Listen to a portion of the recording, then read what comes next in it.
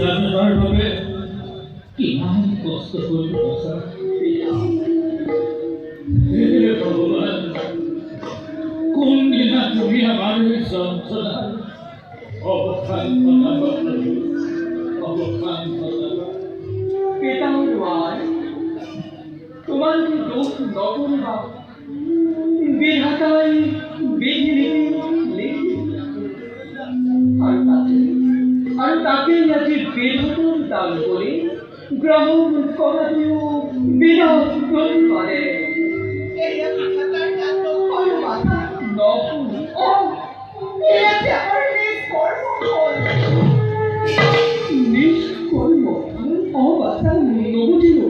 নবজির I সকল ব্যক্ত করে দৌড় করা মোর মনন শুনবে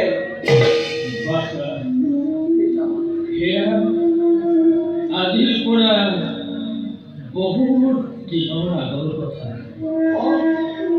আৰু তেতিয়া স্থিত হৈছিল মোৰ ঘৰখন মহামণি দেউতা আমাৰ আশ্ৰমলৈ আহিছিল।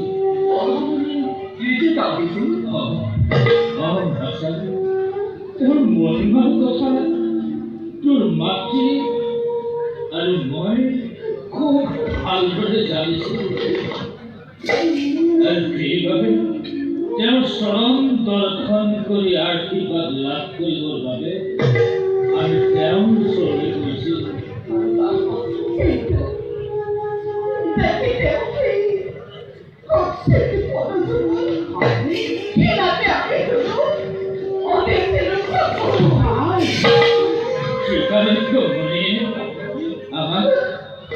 আমাক আশীৰ্বাদ প্ৰদান কৰি কৰিলে প্ৰস্তাৱ আৰু তাৰ পাছত কি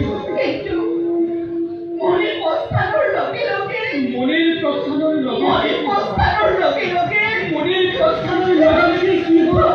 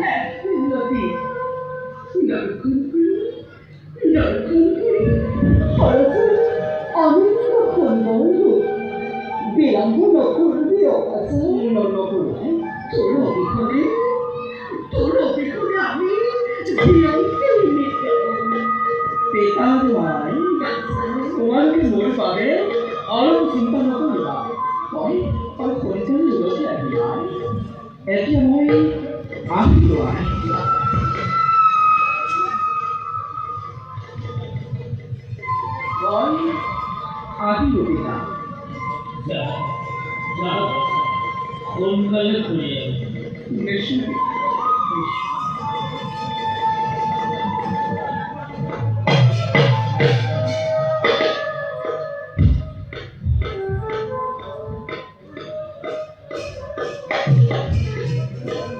পিতার ভাই মই নথকা অৱস্থাত দুয়োজন তাতে কুটিৰাৰে বাহিৰলৈ নোযোৱা মই আহিলো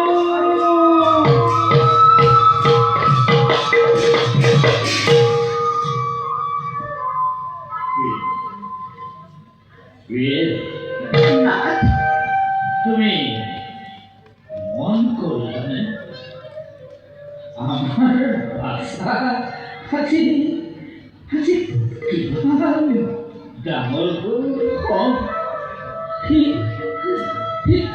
কিমান জ্ঞানী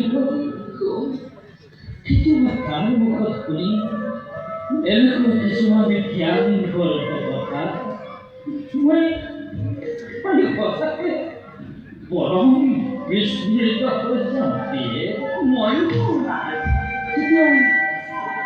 তেতিয়া কেনেলা খানা দিয়ে কি যেন আমার পুত্র কি যেন কোনো এক পাপগ্রস্ত দেবতা অভিশাপ মোচনৰ বাবে কি বিচৰণ কৰিছে মাত্ৰ আৰু কেতিয়াবা এনে লাগে তোমাক